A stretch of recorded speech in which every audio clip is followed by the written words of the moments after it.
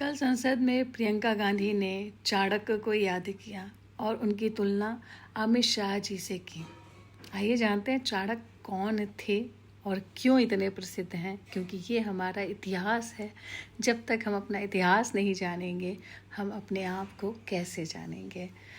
तक्षशिला जो गांधार में हुआ करता था, वो एक ऐसा विद्यालय था जहाँ पे बहुत अच्छे शिक्षक थे। उस समय 322 ईसा पूर्व की मैं बात कर रही हूँ। गांधार जो आज का पाकिस्तान और पूर्वी अफ़गानिस्तान का एरिया था, वो गांधार कहा जाता था।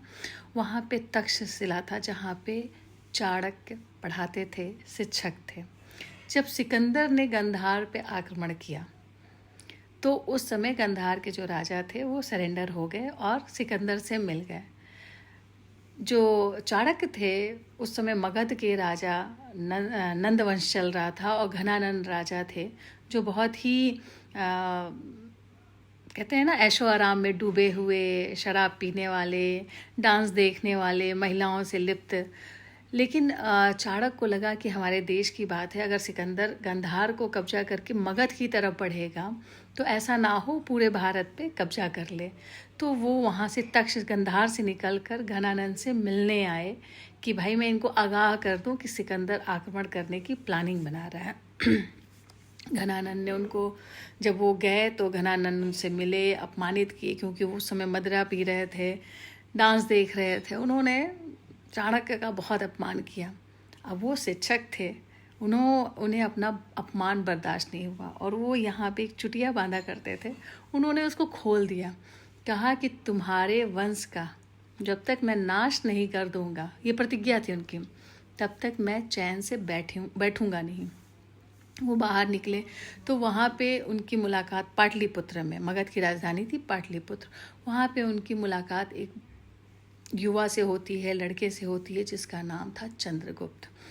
ये चाणक्य का ही दिया नाम था, उसका नाम था चंद्रगुप्त। और इन्हीं चंद्रगुप्त के साथ मिलकर चाणक्य ने मौर्य साम्राज्य की स्थापना की थी, जो 250 साल तक भारत पर राज किया और अखंड भारत की परिकल्पना मौर्य साम्राज्य ने ही दिया। फिर उस बच्चे से मिलते हैं, वो युवा से मिलते हैं और उसके साथ ये एक बहुत बड़ी सेना बनाते हैं। वो लौट के गांधार जाते हैं, वहाँ पे र्यूमर फैला देते हैं, देश प्रेम था इसलिए र्यूमर फैला देते हैं कि व्यास नदी पार करके अगर कोई जाएगा तो ये देवताओं की भूमि है भारत, वहाँ पे लोगों को बीमारी हो जाएगी। इसलिए सिकंदर की सेना थकी हुई थी तो उसने कहा कि अब 1 साल बाद अटैक करेंगे। वो लोग नहीं आए तो कुछ समय इनको मिल गया और चंद्रगुप्त के साथ मिलकर इन्होंने हिमाचल के राजा के साथ संधि की।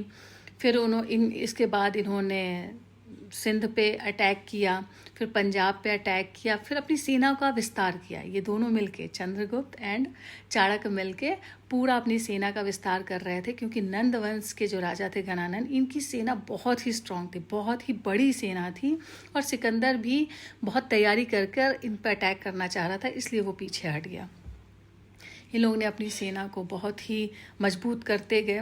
सिंध और पंजाब पर कब्जे करने के बाद झेलम और सिंधु नदी के बीच का पूरा एरिया इनके मौर्य साम्राज्य का हो गया। सिंध नदी से सटा हुआ था नंद वंश का साम्राज्य।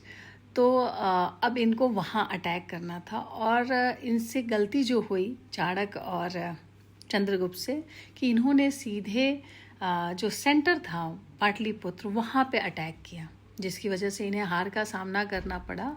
और ये छुपकर एक किसी कुटिया में थे। कहावत है, एक कहानी है कि उस कुटिया में जब बैठे थे तो माँ अपने बेटे को बहुत तेज़ डांट रही थी, तो ये सुनने लगे कि क्यों डांट रही है। तो उसने खिचड़ी सर्व की थी और बेटे ने बीच में हाथ डाला, उसका हाथ जल गया था। तो माँ ने कहा, बीच में हाथ डालोगे जल जाओगे, किनारे से खाओ। तब चंद्रगुप्त को समझ में आया कि मैंने क्यों बीच में अटैक किया, मुझे तो किनारे किनारे के राज्यों पे कब्जा करना चाहिए था। फिर इन लोगों ने अपनी नीति चेंज की। फिर सिंध नदी, जो सिंध की नदी थी, उसके किनारे के जितने भी राज्य थे उस पर धीरे धीरे छोटे छोटे एरिया पे कब्जा करते करते एक दिन इन्होंने नंदवंश के राजा घनानंद को हराया। हालांकि उसे मारा नहीं, कलिंग की तरफ भेज दिया। तो कभी घनानंद ने सोचा नहीं होगा कि किसी व्यक्ति का अपमान करना इतना भारी पड़ेगा कि उसके पूरे वंश का नाश हो जाएगा। तो ये कहानी के रूप में बता रही हूँ, ये 322 ईसा पूर्व की कहानी है। और कहते हैं कि चंद्रगुप्त, बहुत सारे इतिहासकार चंद्रगुप्त मौर्य की जाति नहीं बता पाते हैं, उनके जन्म की स्थिति नहीं बता पाते हैं। कोई कहता है कि वो क्षत्रिय हैं, कोई कहते हैं कुलविहीन हैं, कोई कहते हैं नंदवंश के ही से जुड़े हुए हैं वो, और कोई उनको बहुत नीची कुल का मानता है। तो इसलिए कहा जाता है कि चंद्रगुप्त मौर्य को इतिहासकारों ने बहुत सम्मान नहीं दिया जितना सम्राट अशोक को दिया। नो डाउट सम्राट अशोक बहुत ही वीर थे, वो बहुत ही, उन्होंने एक कलिंगा का युद्ध लड़ा और उसके बाद वो बौद्ध धर्म अपना लिया था उन्होंने। लेकिन चंद्रगुप्त मौर्य ने उत्तर पश्चिम से लेकर दक्षिण तक अपना पूरा साम्राज्य बनाया और सारे राज्यों को जोड़कर एक अखंड भारत बनाया और 250 साल तक राज किया। कोई भी बाहरी आक्रमण होने नहीं पाया। सिकंदर का ही जो शिष्य था सेल्यूकस, उसने अटैक करने की कोशिश की थी, उसको भी इन्होंने परास्त किया था। तो उसकी बेटी से इनकी चंद्रगुप्त मौर्य की शादी हुई। फिर उसने काबुल कंधार इनको गिफ्ट में दिया था, दहेज में दिया था। और उसी ने मेगास्थनीज जो राइटर था उसको पाटलिपुत्र भेजा था। उसने इंडिया के बारे में इंडिका बुक में लिखा था। तो ये छोटी सी कहानी है चाणक्य और चंद्रगुप्त मौर्य की। चाणक्य वो रणनीतिकार, राजनीतिक थे जिन्होंने एक कुलविहीन, जो इतिहासकारों ने लिखा है, एक कुलविहीन को एक बहुत बड़े साम्राज्य का राजा बना दिया, जिसने बहुत सालों तक राज्य किया।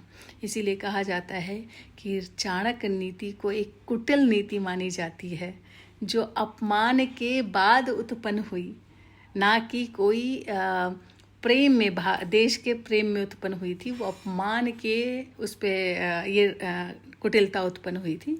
इसीलिए चाणक्य नीति को कुटिल नीति कही जाती है। और कल प्रियंका जी ने उसकी तुलना, चाणक्य की तुलना हमारे गृह मंत्री अमित शाह जी से की। तो अपने इतिहास को जानिए, क्योंकि कभी भी ऐसी चर्चाएं होती हैं फिर समझ में आता है चाणक्य कौन है, चंद्रगुप्त मौर्य कौन है। लेकिन जब चंद्रगुप्त मौर्य को मैंने पर्सनली पढ़ा था तो मुझे लगा कि हाँ, भारत के इतिहास में अशोक के समकक्ष कोई महान शासक था तो चंद्रगुप्त मौर्य था, जिसको जाति के आधार पर वो सम्मान नहीं मिला, जिसको शायद ये ऊंची जाति का होता तो ज़्यादा इसे सम्मान मिलता, ज़्यादा इसकी श्रेष्ठता का वर्णन होता है इतिहास में। वो नहीं है अभी तक। लेकिन हाँ, अशोक के समकक्ष अगर कोई था राजा तो चंद्रगुप्त मौर्य था। और उनके कुटिल राजनीतिक चाणक्य जिन्होंने उसे इस स्थान पर पहुंचाया कि उसने पूरे अखंड भारत का निर्माण किया। तो ये छोटी सी कहानी चाणक्य और चंद्रगुप्त मौर्य की।